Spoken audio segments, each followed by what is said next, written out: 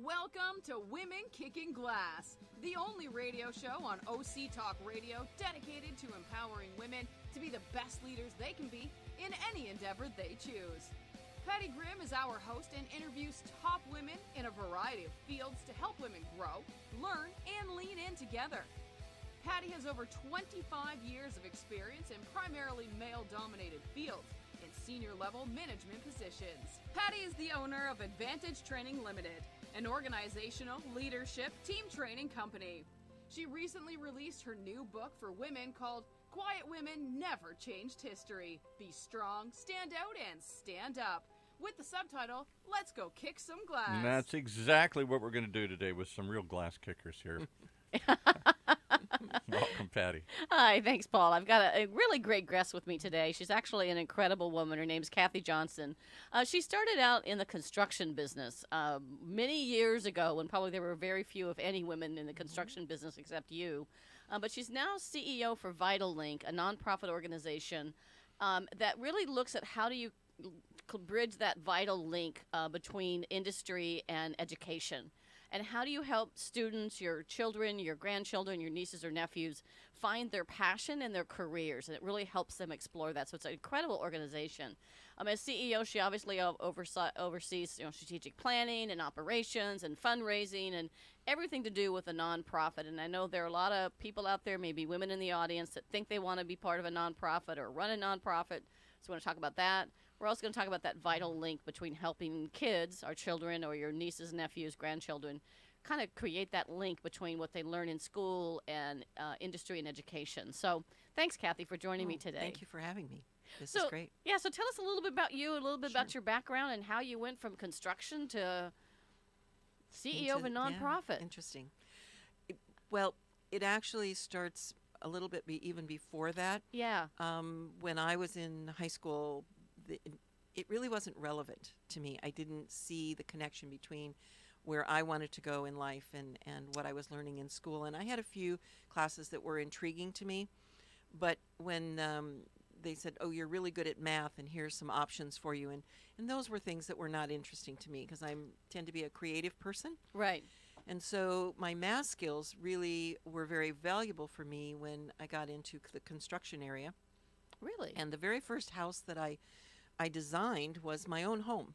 I was married at a young age, and we bought some land and decided to build our own home. So I designed the home, and worked with draftsmen and architects with my concept design.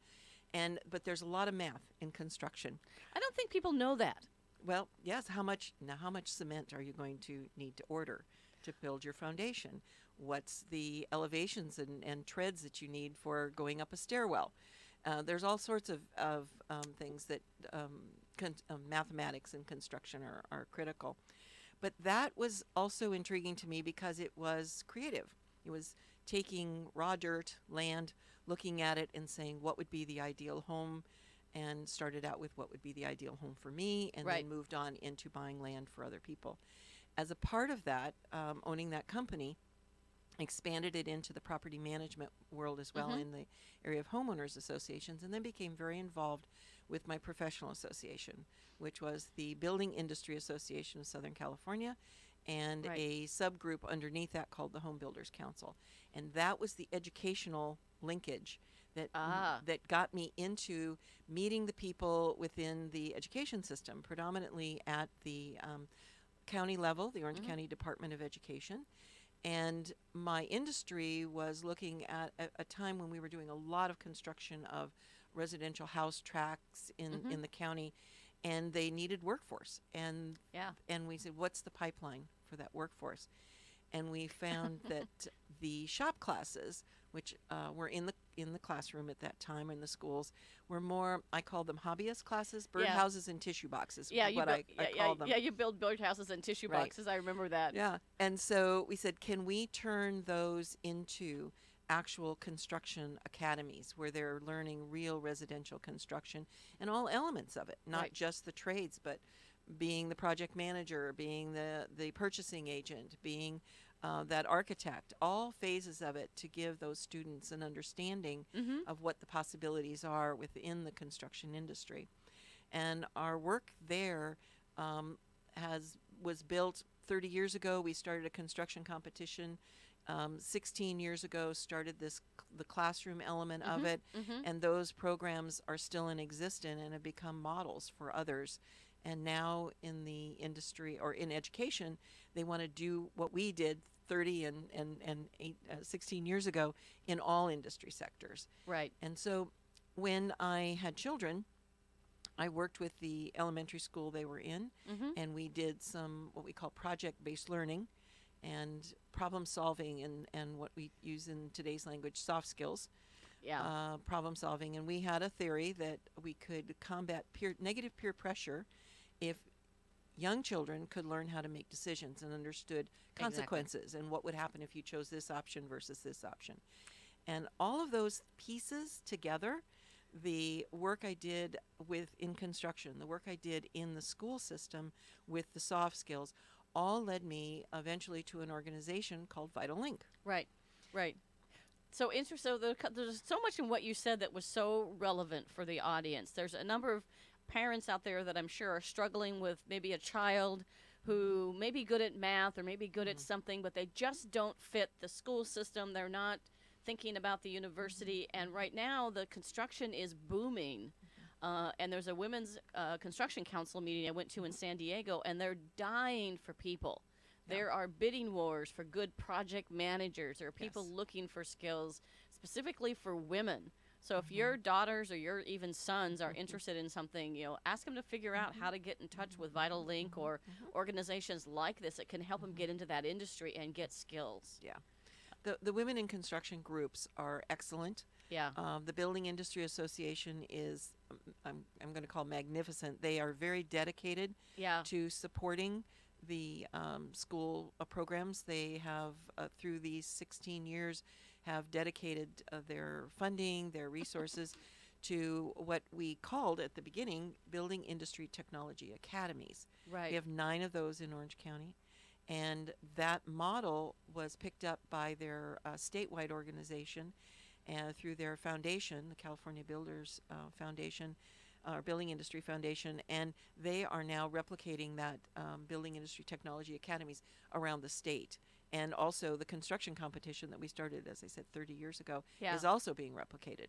Yeah. So those seeds and seeing how those programs succeeded, when it came to Vital Link, they had written soft skills curriculum. Right. And the founders of Vital Link were actually Roger Johnson, who was president of Western Digital at the time, and individuals out of UCI actually were the founders of Vital Link in 1995. And then when I came on in 2001, they had the curriculum that they had written around soft skills. Right. I was very familiar with that because of the work I did in my own children's school when they were in elementary school, and came on board and said, we need to, what can we do to elevate the kind of the impact of what we're doing through Vital Link, and created a whole model around experiential learning, which allows students to get out into the field and see what's going on.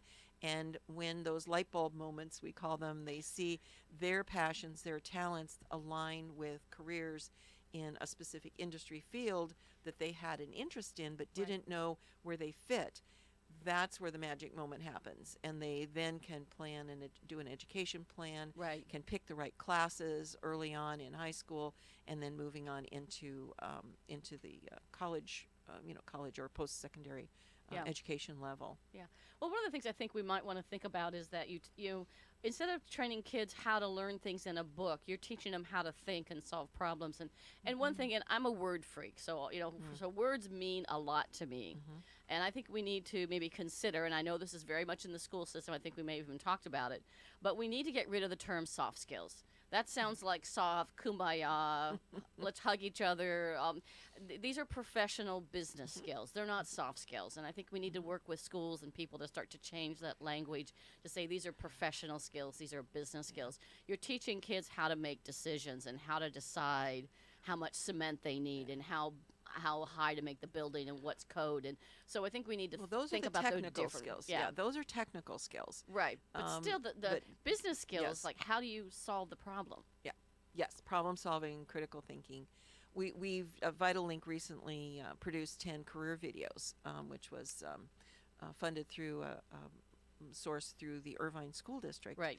And we call it Beyond the Interview, Keys to Success. So it goes to your point, and it is not the skills you need to get the job, the interview, the preparation, how do you dress, those Right. kinds of things.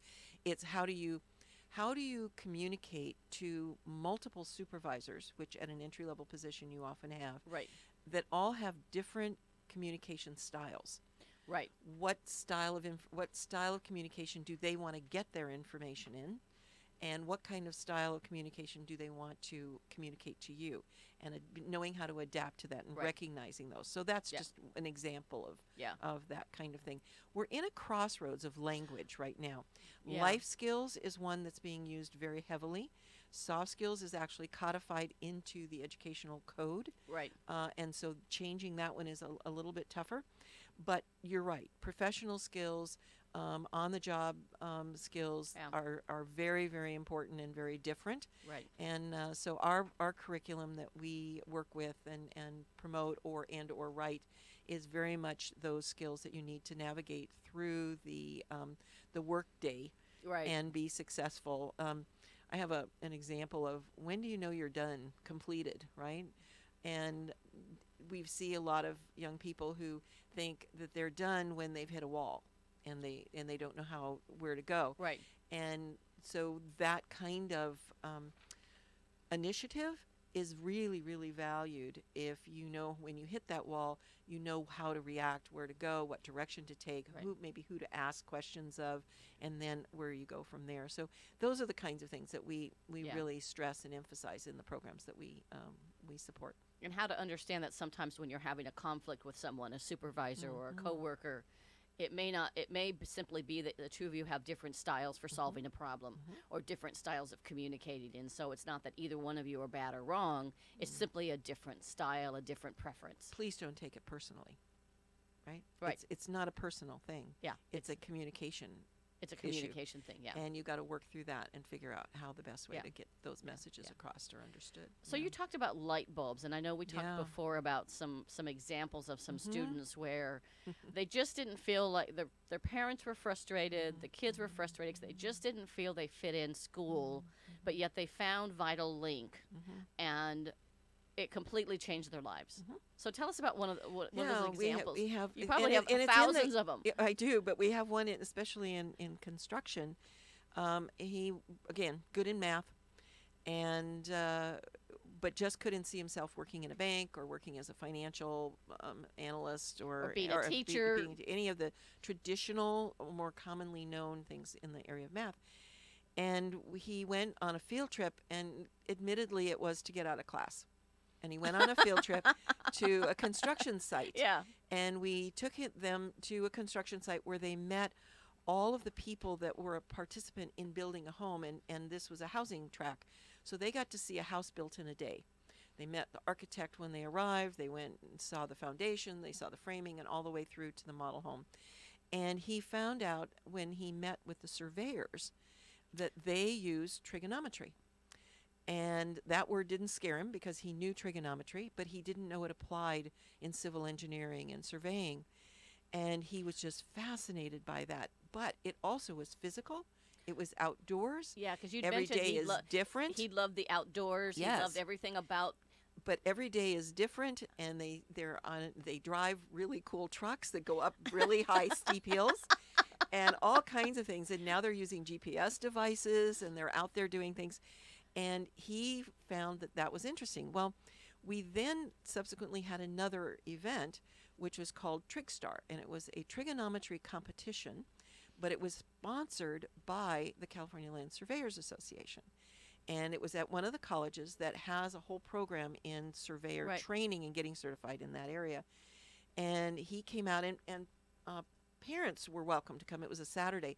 The school came to us and said, Kathy, we want to do this trigonometry test and competition, and we want as many kids as you can get in. Oh, by the way, it's at 10 o'clock on a Saturday morning.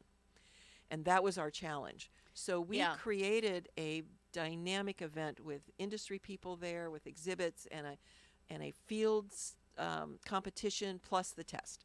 And so he came with his mother, and the two of them formed a team, and they did the field test together. And then his mom came up to me, and she was really very, very appreciative and really emotional in sharing the story that this was a program that her son really resonated with. He dragged her there, not Right. the other way around. And he ended up signing up for a class in the summer. He was not a senior yet, but he, took the summer class, so he got prerequisites going into the school and the class, and he became one of the top students. It was a transformational thing for him Yeah. to see how his world changed. For other students that were construction students that came to that and did the math and did this, they weren't frightened because they knew the surveying skill sets Right. and they applied it and they did well in the trigonometry test.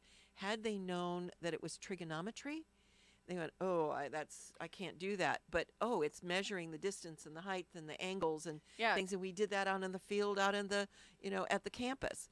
And they approached trigonometry from a field application process, and that lowered the barrier of fear for taking trigonometry. This young man knew trigonometry. He Yeah. just didn't know how it applied in the field. Right.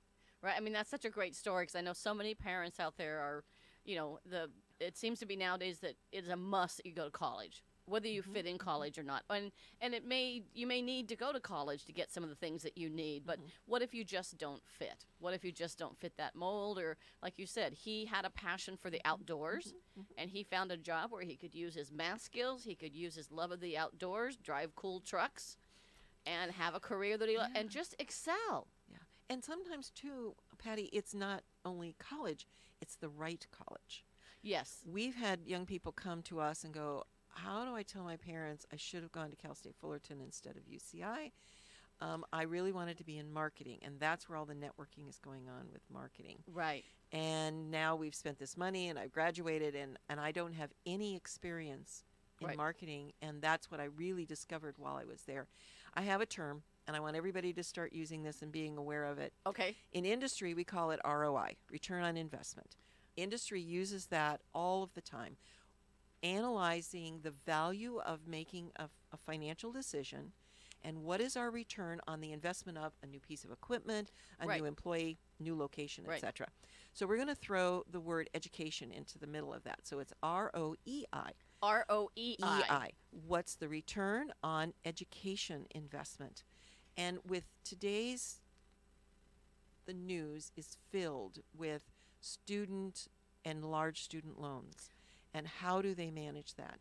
And if a student is using college to figure out what they want to be in or the direction that they want to take from scratch, you're not going to have a very good ROEI. But if you can do your exploration, and it's a little bit like a funnel, two funnels on top of each other, right? Right. So you have this wide swath of opportunities, all these different industry sectors and things that you're interested in. Then you narrow it down and say, you know what? I'm interested in medical, or I'm interested in digital media arts or construction. That narrowed it down to the little tube. And you're going through that and kind of living in that world. Yeah. And then the tube opens up again, very wide, because within each of those industry sectors are all of these jobs. All these jobs. Yeah, and a lot of the jobs they don't even know about. So, for example, in medical, we do this event called Medical Careers in Action. Right. We reenact surgeries. Now you talked about this, then I can just imagine that they actually get to see a surgery or they reenact it A mock surgery. But Without- to without them, blood. it feels real. without blood. Right. But there's blood on the screen. They get to see there's a video of a real surgery. We do laparoscopic surgeries so that you have a video when that camera goes down the tube and inside and maneuvers through the body, finding the right organ that you're going to be working on. You see that video. So there is blood in the video, but not as much as you would see even going to a really bad slasher movie on TV or something. but what's interesting is that students are interested in medical, so they come, but they learn about the careers of all of the people who have an interaction with a patient from admittal, diagnosis, the surgery, recovery, and discharge. Right. And that gives them this huge view of the world, which is very different, and also shows them how the actions of one affect the actions of the Right. next person that they hand that patient Right. off to. So that's that process. And the surgeries, we partner with Hoag Hospital, Saddleback Memorial. We have one coming up in March at Saddleback Memorial, and also Kaiser Permanente. And at their facilities, we bring in students and we stage it. It's a little theatrical looking, but a staging. And they have the different rooms that Right. this patient would go through, and that whole process. And a video of an actual surgery is a part of that. Kids do get sick to their stomach. They leave like, the like room it's real. like it's real. And what was really fascinating to me, because I was part of the editing team of those videos to monitor and measure the amount of graphicness and privacy Right. issues and so on. And the thing is, these are not that graphic to have young people really get affected that way, but it's because there's a live body there. See, you watch it in the movies or you see it on TV. But there's actually You're a body eating laying. popcorn, right, in front of you, and you're not there. This is a human being who they heard talk to the doctor, give their symptoms, see the X-rays and the CT scans of that person, and walk that experience with that patient, Mhm. and then go into the operating room. And they are doing these small incisions, inserting the tube, and some of the kids just they can't take it, and they have to leave the room. And that's good to know before you go into medical school and then figure it out. But you also see opportunities that you didn't know exist. Yeah, because you may still want to go into medical, but you didn't think about being an X-ray tech, Right. or being an anesthesia, or Right. being some other Right. role that they're not seeing. Or a sterile tech that's in the operating room with a minimal certificate at an early stage, which you can then be going to work and working in your industry while you pay for your medical school to become that nurse or to take Right. your career on further. Right. So those are really important things for them to see. What are those entry-level positions that you can get Right. with some post-secondary school experience, but not a full-on degree, Yeah. and you can be working in your industry, which gives you that networking, gives you that resume building that you wouldn't otherwise if you were working in a totally unrelated field Right. altogether. And then now you want to apply for the next level up, and they go, yeah, but you're competing against. Well, I always say now today this is really different. Today you're competing against your peers, Right. your parents, and your grandparents. Yes. There are 3 active generations in the workforce today. Right. And so young people are at a disadvantage in that regard, because the competition is The lack very, of- very different. Lack of And if experience. you have no work experience at all in anything, you're at the bottom of the list. If you have work experience in a different industry sector, it moved you up. Experience in your industry sector that you want to go in, moves you up. it moves you way up. Yeah. And then they like the young mind, but they also don't want to be training you from scratch either. Yeah, yeah. Well, it's interesting because we're in Orange County, California, and I know because my sisters got a couple young kids, and one of them's getting ready to go through the college circuit and looking for schools. And I spoke at a group of 75 assisting young girls a couple months ago at the church, and all of them were looking at colleges and universities, and all of them were talking about they wanted to go to Brown and Harvard and Stanford and Yale and all these schools, and the parents were there, helping them write all their things. And I'm thinking, what's the best school for your child, for what they want to do, for what their passion to do is? What? To do what? Not Right. just they to went be what? not just Right. not that they just went to Harvard or Yale or Right, any school. I right. don't care what in the school, Right. but really opening parents' eyes to the fact that it may not be the best route for your child. There may be something else they want to do. Right. But picking that right school, picking that career that's where your passion is, those Yep. are the important things. Yeah. Yeah, we've had a lot of conversations, I'm going to put it that way, with educators, and at a time period when I first really got into this field, is, look, they can figure it out. They just need a college degree, right? And Get that a degree. was the model. When I went to school, it was just get a degree in get something. a degree, something, right? There was our measurable is to get you out of high school with a diploma and get you into a college. The school didn't care what college or why, And then it's, yeah, okay, get through college and graduate from that. Now you go out and find your way. And you just can't afford to do that It's too anymore. late. And fortunately, our school systems have changed. That is no longer the mantra. They've finally got it. Oh, great. Yeah, we internally we call it the big duh, but The big duh. yeah. But they got it, and now it is. They call it pathway driven, where Yeah. you can take classes that align and move Right. you through the educational system, but giving them opportunities to get out into the field, Yep. have these experiential opportunities Yeah. to learn about what these possibilities are, and then really amped up the classes at the high school level so that they can really learn what's going on. And there's another educational level called the Regional Occupational Programs, and those ROPs are embedded in the high schools, and they focus on these types of classes where Great. medical classes and the professional classes that they can Yeah. learn and say, you know what, I'm thinking this is not for me, or I want to narrow my direction a little bit. But you can do it better. They figure that part out, that Yeah. preliminary direction in high school, than investing in college. The colleges. So think about your ROEI. Exactly. And the dropout rate after a freshman year in college is pretty high. Yeah. And so you don't want that to happen. You want them to be in the right program, in the right school, and with a direction that really fits that individual. So before, we're going to take a quick break, and we'll come back and we'll keep chatting about this because Yeah. I think this is really important for folks out there. First, Kathy, tell us your name and then how we find Vital Link. If you Yeah. could please spell it for us. Sure, Kathy Johnson, and the the website is vitallink.oc.org, and so that's got double L's in it. VITALLINK.OC.org. Great. We'll come back and talk about your vision, and we'll talk about the academy that's coming up, but some Yeah, other things as great. well. So great. Thanks. When it comes to pioneers in their respective industries, we all know the Apples, Starbucks, and Trader Joe's of the world. In the realm of recruiting, Decision Toolbox is the industry's best-kept secret, with 90% of their business from referrals and repeat customers. For over 20 years, Decision Toolbox's U.S.-based team of recruiters, sourcers, professional writers, quality personnel, and tech support has perfected a Six Sigma approach to talent management. No matter the size of the project, Decision Toolbox delivers incredible results. A cost per hire less than half of what contingency firms charge, with the winning candidate presented in an average of 14 days, all with a 12-month candidate warranty.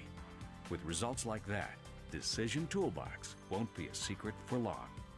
Visit us at www.dtoolbox.com for more information. Imagine what it would feel like to lose everything: your job, your home, your family, your dignity. This has happened to thousands of the men, women, veterans, and young adults we serve at Working Wardrobes. What do we do to help? We provide career development services, life skills workshops, job skills training. We provide the perfect interview outfit, and we get clients placed in jobs. Call Working Wardrobes, 714-210-2460. Donate, volunteer, invest, hire. All right, let's pick it back up with Patty and her guest. Yeah, this is Patty, and I'm with Kathy Johnson. She is CEO of an incredible nonprofit organization called Vital Link, and they create the link between industry and education. And she's really been doing and done some amazing things with helping schools and children get real life experiences, like building a house or watching an actual surgery take place so they can see the careers available to them in the medical field. So, what was the vision you brought to Vital Link, and then how are you implementing this vision to have an impact on organizations, education, and then the students that you serve? So initially, it was to take the model that we did with the construction industry, and that's the pathways and the project-based learning, and bring those into other industry sectors. But it's very difficult to change bureaucratic institutions, government, and Education, yeah. education and regulatory agencies and so on. And so it's an interesting thing, and I use a theory that I call the nibble theory, and also building outside in. So it's a huge group to tackle because you're not only dealing with local, but you've got county, you've got state, and you've got federal agencies that oversee education. And so we decided to start outside in and create compelling programs Okay. and invite those that were already believers in the process, of which there were. Good tactic. And when those folks came in, and we started with the surgeries, that was really our first thing beyond the construction pathway program, which was already, the academy was already in existence, but we wanted to tap into other industry sectors. So we started with medical, we started with TV production and partnered with PBS television and had the students produce their own TV show. We partnered with the building industry and took them out to these construction sites, the medical facilities. And so we found partners who were willing to work with us to give them an experience, not your normal field trip, not your mother and father's walk through the job shadow day where you go into this thing, walk down the halls, watch people do their jobs, have somebody speak to you, but to really show them what they do by doing it yourself. And that was the model that we started with. And opening that up, but as and then building relationships with each of the school districts. And about that time, we started an organization within our organization, a collaborative, and invited all of this career technical education directors to come together. And we partnered with Newport Mesa School District and ourselves, and their leadership was a major role in the development of this in that stage, and we hosted those. We wrote grants and got some funding and brought those folks together and got them used to meeting together. We did an advisory board where we brought in industry, and the ROPs, the regional occupational programs, said, "Wow, we learned a lot more in this than the advisory boards that we are doing."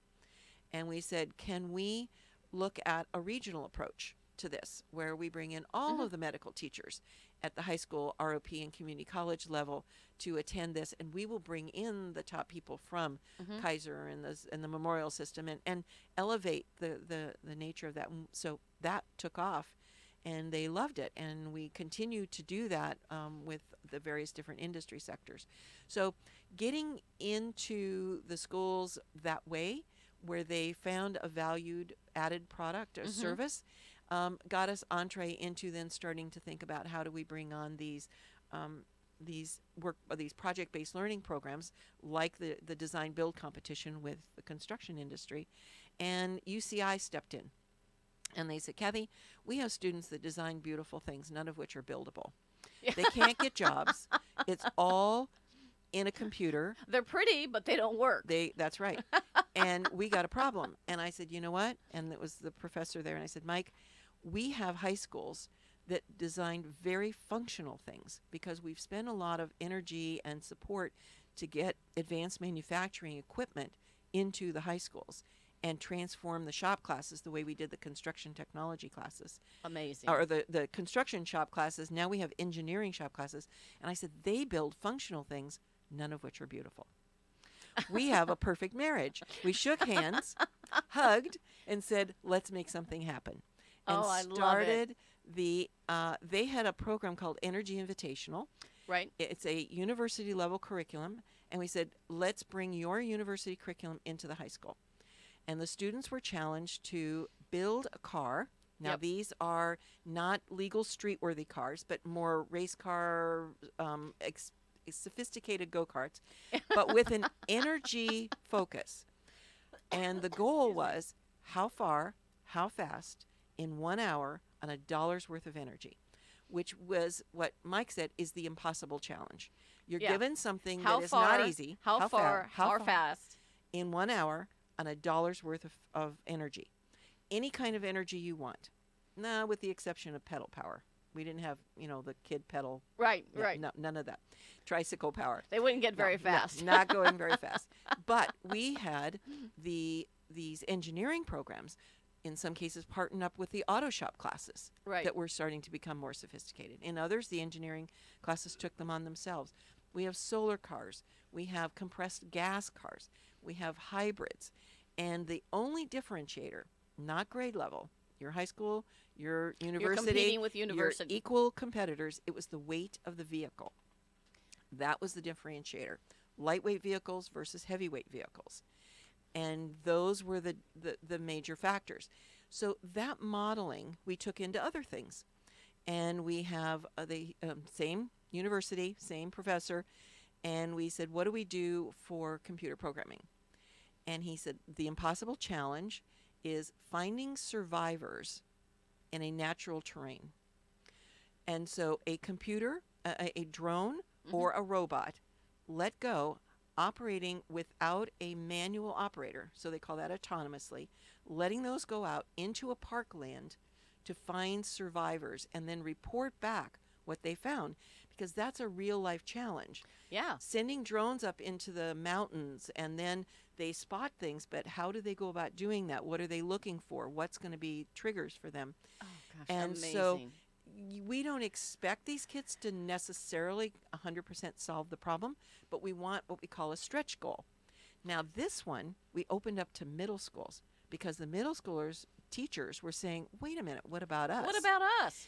That's the outside-in model. And that's also earning the right to advance. Yes. So you go with the champions first, Right. and then you get people that are so eager to join they Yes. can't wait to get Yes. in. Those are the fence sitters that were watching what you were Right. doing. And Yeah. then they What go, do you do? oh, what about me? What about me? Oh, no, our middle school kids can do this. So we have middle school, high school, community college, and university students all competing on this challenge. Differentiator, is it the ground robot or is it the drone? We have another one called the OC Maker Challenge. And this one we said, we want to get 3D printers into the schools. And this was a number of years ago when 3D printers just started to come out and they became affordable Right. for a business, a consumer business, or a small business to do. With, we call it braided funding from all different sources. It came from the education themselves, money we raised, all of these different things. We've gotten now over 70 plus 3D printers in middle schools and high schools and community colleges.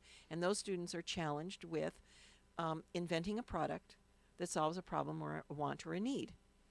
And they have, on a minimum, Yeah. they have to build a prototype using the 3D printer. We added a second layer, a static 3D prototype. The next layer is that it has moving parts in it. Okay. We added a third layer, which was that you have some form of computer programming associated to it. And over the years, we've added additional layers. And the fourth layer is that they've used advanced manufacturing equipment beyond the 3D printer. And high schools and community colleges have that more sophisticated equipment. And now this year we've added another one, which is that you've built an app that functions with your product. So We it's have- layered. It's year over year learning of first you learn to walk, Yep, crawl, yep. and run, and they're learning Yes. real skills, and they're Yes. working in teams Yes. with people that are different from them. So they're Yes. learning the technical skills and they're learning the professional business skills. But so are the teachers. It's not just the students. And you So said the we counselors. offer professional development for the teachers when we add these layers, or support for them to Right. fund getting equipment. And those are the things that we add on to not only programs for the students, but it's also programs for the teachers to keep them up. And the teachers love it because it's challenging to them, Right. and they're not doing the same thing. And I tell this story often. I said quite often in middle school they have this the egg drop challenge. Oh yeah, I Where love you that go on one. the second story of a Yep. building and you drop an egg. See, in our world, Yeah. that egg drop challenge would go like this. How many eggs can you drop off of a second story building and not break them? It's not an egg, It's because that caps your innovation.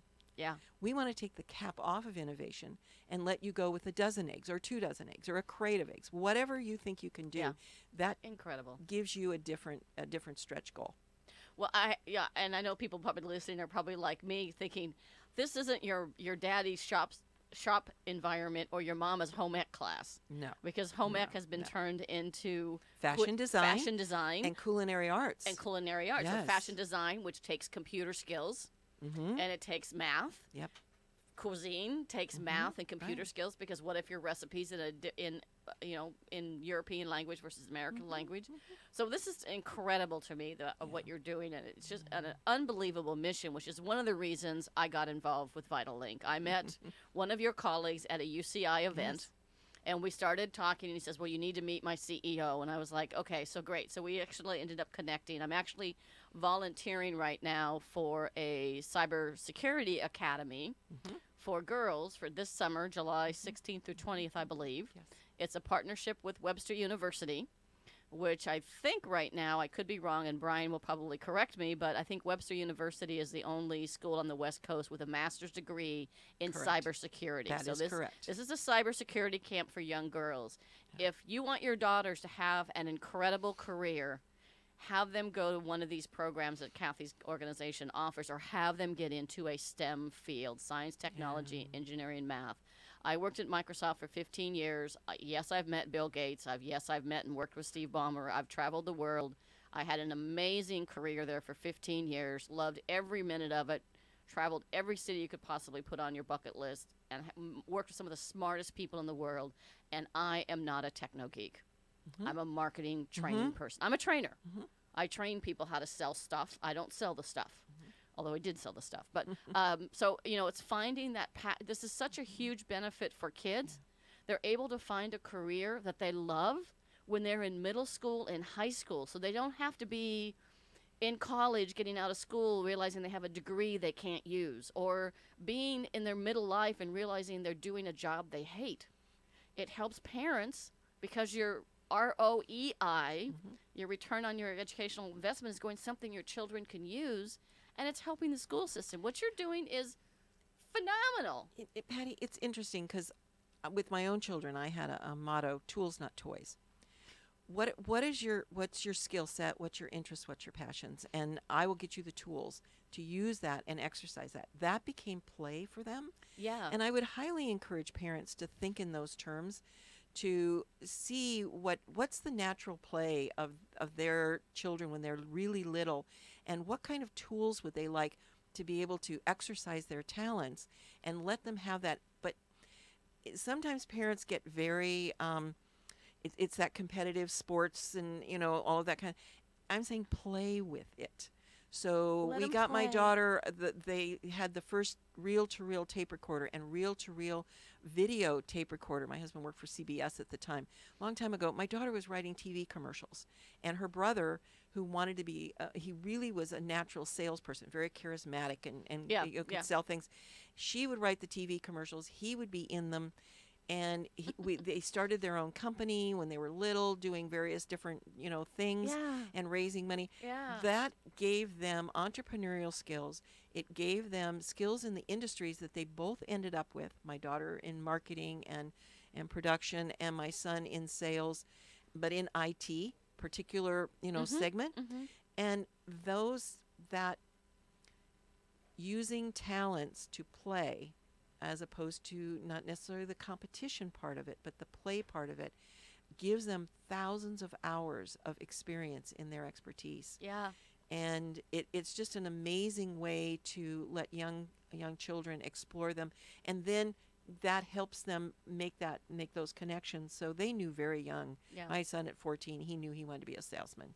I mean, And he you had knew- been and your doing da- it since he was 5. And your daughter knew she wanted to be in In TV. marketing, in marketing, Right. and her favorite character on TV was bewitched Samantha Stevens' husband, who was in the marketing. Right? He worked for a marketing PR company. Not Samantha. She didn't identify with her. No. She identified with him. Right? And so with all of those things, we got a copy machine in the home before anybody had copy machines in their home, and she was making brochures and newsletters and all of that, and until she got busted at Westminster High School for having an underground newspaper, which was And you probably Right. in front of. So I was coaching one of my friends the other day that has a daughter that his daughter got in trouble because she was called into the parents were called to the school because the daughter was apparently being too hard on a little boy. And I said, well, when you walk out, when you're there with the counselor, say, yes, I know she did wrong. And when you walk out the door and you go home, you say, good job, girl. Well, or you'd be a great defense attorney. See, that's how I look at it. I go to speeches at schools, and I challenge the students. And I say, what do you like to do for fun? What is your passion? Yep. What's your favorite thing to do that you would love to do every single day? If you woke up, that's what you'd want to do. And I will tell you 50 jobs that use that skill. And I challenge them. Well, they get exhausted before I get to the 50 count. I never have had to get to the 50 count. Yeah. But I had kids, I like to hang out with my friends, or I like to skateboard. I go, oh, you're a team player. You like to work on teams. Well, here's all kinds of jobs where people work together as teams. This is the creative team. This is this and that. And you like skateboards? Well, what about designing skateboards? You could be a skateboard engineer. You could do skateboarding in the way of events, and go clothing design, and go on and on and on. Design the ramps. The ramps. Yes, you good at math? Oh, let's add that to the mix, right? Yeah. And so those are the kinds of things that they go, okay, stop, enough. And they go, well, what about me? What about me? And those are the conversations you need to have with your children at the dinner table. So say that engage question with them. again. That's a question I think every parent should be asking their child or grandchild or niece or nephew, any child in your life. You need to ask them the question of, if you could get up every single day and do one kind of thing, what would that be? That brings you joy. That brings you joy and passion. That mom calls you in and it's dinner time. Yeah, I'll be there. It's, what do you want to do? What would you be happy doing? Yeah. And then ignore that. Say, oh, I like to play video games, right? All right. Or I like this or that. Well, what are the elements within the video games? Yeah. We did an event called Careers in Sports, everything but the athlete. Mm-hmm. Sports broadcasting, sports medicine, which is my son was interested all in. kinds of things, right? And there's events, the sporting events, the Right. clothing lines, and brought those people in and brought students in, so they met all of those Right. people. But their passion was sports. Yeah. And yet their talent was what? And Yeah. now you bring those two things Yeah. together. I'm actually, after the radio show today, I'm meeting a young high school student from Santa Ana High School up the road at the Starbucks, of course. Somebody that knows her asked me if I would chat with her, mentor with her, and my question to her is the same kind of question. What are you passionate about? Make your passion your vocation, and you'll be happy the rest of your life. You'll be more productive. You'll be better at it. You'll find yourself doing it when nobody's watching. Those are the kinds of things that parents should be talking to. Yeah. So we are almost out of time. I mean, I can't believe it. You and I could talk for hours. I went to meet with her a couple of weeks ago or a week ago, and we could have talked for 4 hours. So one last question, and then how can people get in touch with you? Be sure, and if you're interested in the academy, the Cyber Security Academy for Girls, it is July 16th through 20th at Webster University. You can go to the Vital Link site, which Our you're going to tell. website, which is vitallink.oc.org. And don't forget, there's double L's in the middle. And we're looking for girls that want to participate in the camp. And by the way, the age range for this is important. It's high school and community college, or freshmen, sophomores of college level. So that's the age range that we're targeting for this. If you're a girl and you want to go into cybersecurity, you will make a good income. You'll have something you love to do, and you'll be making a difference in the world. But my last question for you is, what advice do you give to students or women who really want to go kick some glass? And then one more time, your name and spelling out the organization. What is your advice? Well, first, it better be something you're passionate about. Great. Because kicking glass, there are shards, glass shards that fall down on top of you. We both have them. And it's not always an easy path. So it better be something you really are committed. When I sold my company, I said, and I was looking for that next direction, I said, what did I do that I was willing to stay up all night and work on, so long hours, maybe not necessarily get paid a whole lot of money initially, up front on that. I'm willing to spend, some free time on this. And what would that be? And what did I do in my life that gave me the most joy? And it was doing the building industry thing when we started the project-based learning. The project-based learning and the building academy, the construction competition, and all of the related activities that went around that. And then I had a social event and met a lady over at the Orange County Department of Education named Lorraine Daggerford, and she was very involved in VitalLink and another organization called Vision 2020 at that time, and I became connected with her, and then served on the board of directors for VitalLink. Got my, I would say, get a certificate in legal and financial management.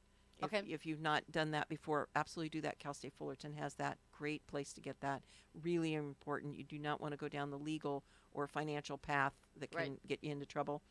And then find that, but also find out who else is doing it. And volunteer. And volunteer in those organizations, which is basically what I did. I served on their board as a volunteer of VitalLink before I became the executive director, and learned what was going on and laid the land. And my last one is don't should on people. So my shoulding thing is I meet people who are very passionate, but they haven't done the research. And they don't know what's going on, and they come in and so, you should do this, you should do that. You really need to do your research, what's currently going on, where are the cutting edge organizations, if any, that are out there, and then walk in humbly and listen and learn before you start telling people how they should do something. Yeah, so a couple of new terms. Don't should on other people. Yes. Think about your ROEI, your return on educational investment, which is a lot nowadays. So a couple new things that came out today. So great. One and more. Nibbling. And nibbling. Nibbling. Nibbling. So nibbling big things, you can eventually get there. Yep. Absolutely. Nibble some things so you can eventually get there. That's perfect. So Kathy, just one more time, spell the name of VitalLink for us, and then we'll wrap up. VITAL and then LINK, and so VitalLink. And we're vitalinkoc.org. And again, Kathy Johnson. Yeah. Well, thank you. And it's been a great show. I really appreciate you being here. This is Patty Grimm. You can find me at pattygrimm@live.com, and that's PATTIEGRIMM.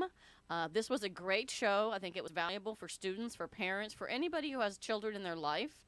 This is an opportunity for you to help them find that career and passion that they will love. Yes, please come join us. We have a lot of industry partners all over the county. We're just thrilled and would love to see more people engaged and focused on this. And we're looking for sponsors for the Academy. So I'll be reaching out to a lot of my friends out there. All right, so thanks and have a super fantastic day. Thank you, Patty. Thank you.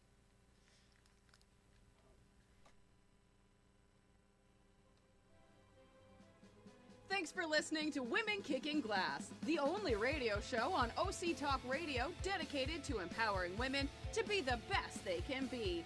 Listen each week or download the podcast at patty.grimm.podbean.com. To reach out to Patty to schedule a speech webinar or to learn more about her leadership and team training, contact Patty at pattygrimm@live.com. For more information about her company and her books, have a kicking day.